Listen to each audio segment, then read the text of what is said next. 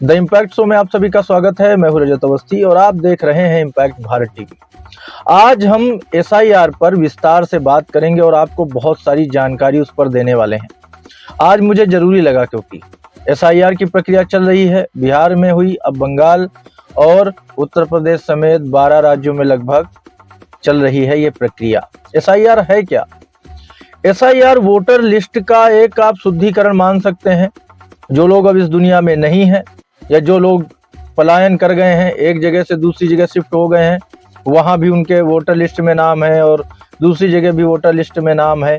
और सबसे बड़ी चीज, जो घुसपैठी हैं इस देश में, जिन्होंने वोटर लिस्ट में कैसे भी गलत तरीके से अपना नाम चढ़वा लिया था और वो वोट डालते हैं, जिसकी वजह से गलत तरीके से चुनाव कुछ लोग जीत रहे थे। मैं यही मानता हूं, क्योंकि अगर एसआईआर से कुछ लोगों को, कुछ पार्टियों को दिक्कत हो रही है, तो इसका फिर कारण क्या है? और दूसरा, जरूर उन गलत लोगों का नाम हटने से अगर किसी को दिक्कत हो रही है, तो बिल्कुल कहीं ना कहीं उसका फायदा वो पार्टियां, वो नेता ले रहे थे, तभी उन्हें दिक्कत हो रही है।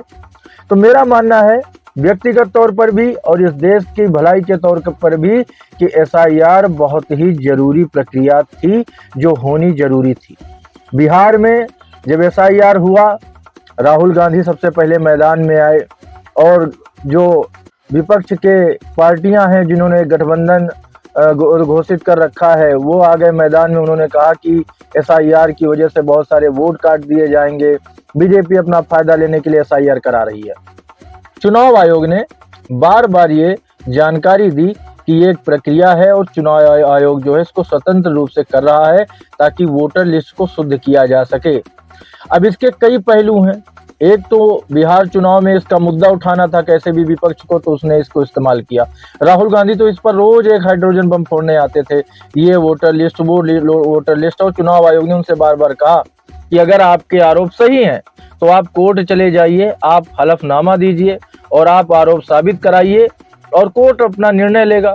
कोर्ट ने भी ये संवैधानिक ही बताया है एसआईआर को, कोर्ट ने भी इसको संवैधानिक ही बताया है।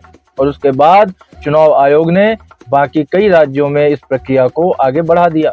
अब बात करते हैं कि कुछ न्यूज चैनल्स, कई ऐसे न्यूज चैनल्स हैं जिन पर बैठे जो अपने आप को खूब बड़ा वरिष्ठ पत्रकार बताते हैं, वो एंकर बैठ करके ऐसी बातें, ऐसी भाषा का प्रयोग एसआईआर को लेकर के कर रहे हैं जो कि उचित नहीं है। एक न्यूज चैनल का काम क्या होता है? न्यूज चैनल का ये काम होता है कि वो पब्लिक के आगे चीजों को लाए, सच्चाई को सामने लाए और किसी भी विषय पर पूरी जानकारी आम जनता को प्रोवाइड कराए, क्योंकि लोग न्यूज इसीलिए देखते हैं कि उन्हें जानकारी मिल सके, ना कि न्यूज इसलिए कि और ज्यादा कंफ्यूज हो जाए। इस प्रक्रिया को लेकर के कुछ लोग प्राइम टाइम शो में अपने एजेंडे के साथ इस एसआईआर को बदनाम करने की कोशिश कर रहे हैं, लोगों को भड़काने की कोशिश कर रहे हैं और बेमतलब के सवाल उठा रहे हैं। मेरा उनसे भी यही कहना है कि अगर आप न्यूज चैनल में बैठ करके विपक्ष के नेताओं की भाषा बोलोगे तो कैसे काम चलेगा? ये जनता कैसे भरोसा करेगी ऐसे न्यूज चैनलों पर, जहां पर एंकर बैठ करके एक एजेंडे के तौर पर इस प्रक्रिया को सही तरीके से जनता के सामने बताने के बजाय उस पर सस्पेंस और उस पर आरोप लगाती हो। क्योंकि एक पत्रकार निष्पक्ष होना चाहिए। आप किसी भी पार्टी से इन्फ्लुएंस हो सकते हैं, प्रभावित हो सकते हैं, इसका मतलब ये नहीं है कि आप एक संवैधानिक प्रक्रिया को इतनी बड़ी, क्योंकि भारत सबसे बड़ा लोकतांत्रिक देश है और यहाँ का चुनाव सबसे बड़ा, विश्व का सबसे बड़ा चुनाव होता है, और उसे आप बदनाम कर रहे हो बैठ करके अपने एजेंडे के तौर पर, ये स्वीकार करने वाली चीजें नहीं है। और इस पर क्लैरिटी हो, इसीलिए मैं आज आपके सामने विस्तार से एसआईआर पर बात करने बैठा हूँ। एसआईआर का मतलब यह है कि जो लोग अवैध तरीके से वोटर लिस्ट में जुड़े थे उनके नाम हटाए जाएं, जो लोग अधिकारित नहीं हैं वोट डालने के उनके नाम हटाए जाए, जो घुसपैठिए हैं, बाहर देशों से घुस गए हैं भारत में, उनके नाम हटाए जाए, जिन लोगों का वोट लिस्ट में नाम कई जगह है उनका एक जगह कर दिया जाए, ताकि फर्जी वोट पड़ने की संभावनाएं कम हो सके और ये जो चुनाव की प्रक्रिया है ये पारदर्शी तरीके से हो सके। अब आते हैं बीएलओस पर, क्योंकि बीएलओ को लेकर के जब किसी का एजेंडा नहीं चलता है ना, तो वो किसी ना किसी चीज की ढाल बना करके पब्लिक के सामने प्रोपोगंडा फैलाने की कोशिश करता है। जैसे बहुत सारे न्यूज़ चैनल, जैसे अभी आपको मैं बता रहा था, उन्हीं में से बीएलओ को ये हो गया, बीएलओ प्रेशर महसूस कर रहे हैं, बीएलओ ये कर रहे हैं, इतना बड़ा काम बीएलओ कैसे संभालेंगे। बीएलओ का काम क्या है मैं आपको बताता हूँ। फॉर्म है, जितने भी, जैसे एक गांव का एक आपको एग्जांपल हम देते हैं। एक गांव है, उस गांव में मान लो आप 2000 घर होंगे, 2000 फॉर्म गांव में बांट दिए बीएलओ ने, या लेकर के गई या गया जो भी बीएलओ वहां पर नियुक्त है, और उसने उस परिवार से उनका फोटो लिया, आधार कार्ड की फोटोकॉपी ली, और आधार कार्ड के हिसाब से जो भी उसमें जरूरी चीजें हैं भरनी है, फिल करनी है, फॉर्म में फिल कर दिया और उसको ऑनलाइन सबमिट कर देना है। प्रक्रिया पूरी हो गई। अब इस प्रक्रिया में ऐसा कौन सा भार है जो बीएलओ के ऊपर आ गया है? आखिर पगार तो बीएलओ भी पाते होंगे ना। तो मतलब अगर ये काम बीएलओ से कराया जा रहा है तो इसमें ऐसा कौन सा भार आ गया है कि बीएलओ, क्योंकि कई मुद्दे उठाए गए। पश्चिम बंगाल में ममता बनर्जी लगातार, पहली चीज एसआईआर का विरोध करना उनका एजेंडा बन गया राहुल गांधी के बाद। अब उनका रोज सड़क पर मार्च निकाल रही हैं, एसआईआर के खिलाफ कर रही हैं, हमें छेड़ेंगे अगर तो हम छोड़ेंगे नहीं, हम न्यू हिला देंगे, पूरे देश में ऐसा कर देंगे वैसा कर देंगे। भाई आप मुख्यमंत्री हो एक राज्य की, अपने पश्चिम बंगाल की तो तुमने माँ बहन कर रखी है। वहां पर तो क्या क्या हो रहा है दुनिया देख रही है, हम भी देख रहे हैं, कितनी अराजकता है, महिलाओं का वहां पे हाल क्या है, बहन बेटियों के साथ कितने गंभीर क्राइम वहां पर हो रही, वो तुमसे संभलते नहीं है। तुम एक एसआईआर प्रक्रिया के पीछे इतना हाथ धो के पड़ी हुई हो क्योंकि तुम्हें पता है, और मैं ये खुल करके बोल रहा हूँ। अच्छा, अगर ये एसआईआर गलत है, एक और मेरा सवाल ममता बनर्जी से है, और ये पब्लिक से नहीं है बाकियों की तरह, पब्लिक को मैं क्लियरिटी दे रहा हूँ, ये ममता बनर्जी से मेरा सवाल कि अगर एसआईआर की प्रक्रिया गलत है तो पश्चिम बंगाल और बांग्लादेश के बॉर्डर पर हजारों की संख्या में लोग पलायन अब करने क्यों जा रहे हैं? वो क्यों भारत के और बांग्लादेश के बॉर्डर पर पहुंच रहे हैं भारत छोड़ने के लिए? क्योंकि उनको एसआईआर का डर है कि एसआईआर में मेरा जब गलत साबित हो जाएगा तो हमें डिपोर्ट किया जाएगा। तो ये क्यों हो रहा है? उत्तर प्रदेश में तो योगी आदित्यनाथ जो कि मुख्यमंत्री हैं यूपी के, उन्होंने प्रॉपर शेल्टर होम बनाने शुरू कर दिए हैं। ऐसा सुनने में आ रहा है कि जो भी घुसपैठिए होंगे उनको तुरंत डिपोर्ट किया जाएगा। यूपी हमेशा एक्शन में आगे रहता है। अब यही सवाल है मेरा कि ममता बनर्जी, अगर ये प्रक्रिया आपको गलत लग रही है तो ये जो बॉर्डर पर लोग जमा हो रहे हैं ये कहां से आ गए? आखिर गलत है तभी तो ना, इसका मतलब ये प्रक्रिया सही है। और अगर आपको इससे दिक्कत हो रही है तो फिर मेरा सवाल है ममता बनर्जी से, क्या आप इन अवैध वोटरों के दम पर ही बिहार में पश्चिम बंगाल में मुख्यमंत्री बनती हो क्या? क्योंकि बिहार में भी यही था, वोटर काटे गए, और जब प्रक्रिया पूरी हुई तो और चुनाव आयोग ने कहा कि जिनको आपत्ति है, जिनका गलत वोटर नाम काटा गया, वो अपना कंप्लेन कर सकते हैं। उनको टाइम दिया गया था, एक फॉर्म फिल नहीं हुआ, एक फॉर्म जमा नहीं हुआ। फिर कैसे आप एक जो संवैधानिक प्रक्रिया है उसे आप कैसे नकार सकते हो, कैसे गलत ठहरा सकते हो? और आपको बोला गया आप लोगों को कि भाई आप एफिडेविट दो या आप कोर्ट जाओ, और कोर्ट ने भी इस प्रक्रिया को संवैधानिक माना है, और ये संवैधानिक प्रक्रिया है। तो मेरा यही कहना है कि अगर आप सड़कों पर उतरती हो मुख्यमंत्री हो करके पश्चिम बंगाल की, केवल इसलिए कि एसआईआर रोक दिया जाए, तो आपको उस एसआईआर न होने से क्या फायदा है? आप ये भी पब्लिक को बताओ। आप हवा में इल्जाम लगाओगे क्या?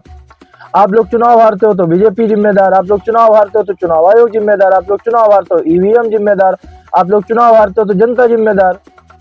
कैसे चलेगा? इस जनता के लिए जब आप काम करोगे तब आप जीतोगे ना, हवा में थोड़ी जीत जाओगे। वो समय चला गया जब आप बेवकूफ बना करके, झूठे वादे कर करके। तेजस्वी यादव ने कहा तो था हर घर से एक सरकारी नौकरी देंगे, दिया पब्लिक ने उनको वोट, जमानतें जब्त हुई हैं उनकी, मिला पब्लिक से वोट, विपक्ष में कायदे से बैठने के लायक नहीं बचे हैं वो। तो जनता जानती है कौन वादे पूरे कर सकता है, कौन वादे पूरे नहीं कर सकता है, किस पर भरोसा करना है, किस पर नहीं करना है। अब आप देखो यही सारी जो चीजें हैं। लेकिन एसआईआर की जो प्रक्रिया मैंने आपको पूरी विस्तार से बता दी है आज कि ये है क्या। और ममता बनर्जी ने कहा कि वहां पर एक बीएलओ थी, उसने अपनी जान दे दी, प्रेशर में थी, दबाव में थी। ये क्या है? क्या दबाव रहा होगा? किसी के निजी जीवन का रहा हो, किसी चीज का रहा हो, बिना जांच के पहले आप कैसे खुद ही घोषित कर दोगे कि एसआईआर की प्रक्रिया के दबाव में ऐसा हुआ? एसआईआर की प्रक्रिया है क्या? आपको घर में फॉर्म लेके जाना है, फिल करना है, उनके आधार कार्ड और फोटो लेकर के सबमिट कर देना ऑनलाइन। और क्या है इसमें इतना बोझा वाली चीज जो बीएलओज के ऊपर ऐसा हो रहा है? और यूपी में तो जहां भी लोग ने गड़बड़ी करी है उन पे FIR तक दर्ज हुआ है। और होना चाहिए, अगर कोई भी कर्मचारी अपनी जिम्मेदारी से पीछे हटेगा, उसमें गड़बड़ी करेगा, तो उस पर कार्रवाई होनी ही चाहिए। और SIR की प्रक्रिया में देखो दर्शकों, आपसे भी कहना चाहूंगा, आप सभी को जिन राज्यों में अभी SIR की प्रक्रिया चल रही है, और हाँ, कहा जा रहा बड़ी जल्दी में करा रहे हैं, अगर कोई काम 1 महीने में हो सकता है तो 6 महीने लगाने जरूरी है क्या? मूर्खतापूर्ण सवाल करता है विपक्ष, फिर कहता है लो, अगर कोई प्रक्रिया 1 महीने में पूरी की जा सकती है तो उसके लिए 6 महीने का टाइम देना जरूरी है क्या? यही तो बदलाव है इस देश का अब, कि अब काम फटाफट होते हैं, अब फालतू टाइम नहीं बर्बाद किया जाता। ये समझना पड़ेगा। ये 2025 का भारत है, ये पहले का थोड़ी है कि कोई भी योजना आती थी फिर वो 5 साल चलती रहती थी। ऐसा थोड़ी होता है, 1 महीने में पूरा होगा SIR। तो ये क्यों गलत है? और आप SIR के खिलाफ क्यों सड़क पर हो ममता बनर्जी? इसका मतलब आपको लग रहा है कि आपके वो अवैध वोटर कट गए, अब आपको चुनाव में हार भी हो सकती है। अगले चुनाव में, चुनाव को भी ज्यादा वक्त थोड़ी रह गया है पश्चिम बंगाल में, 2-3 महीने में है चुनाव वहां पर। तो मेरा यही सवाल है और आप सबको सलाह है कि जिन राज्यों में SIR हो रहा है, आप सभी बढ़ चढ़ करके उसको कंप्लीट कराइए।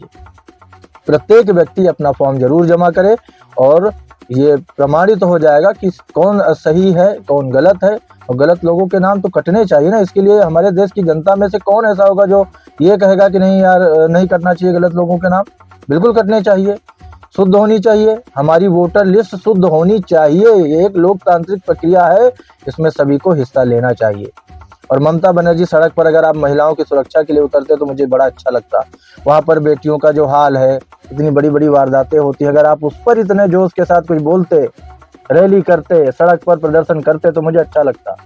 और प्रदर्शन क्यों करते, उस पर कार्रवाई करते। आपकी पुलिस तो सब मामला रफा दफा करने में लग जाती है, आप ही अपराधियों को बचाने में लग जाते हो, आपकी सरकार।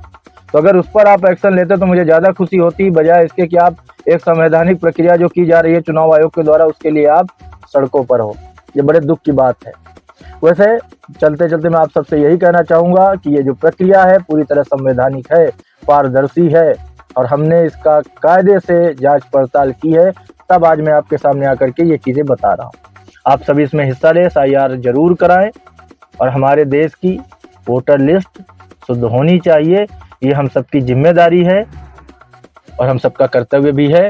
तो आज की ये बड़ी जानकारी, बड़ी खबर यहीं तक। हमारी मुलाकात आपसे कल फिर होगी एक और बड़ी खबर और बड़ी अपडेट के साथ। तब तक आप देखते रहिए इम्पैक्ट भारत टीवी।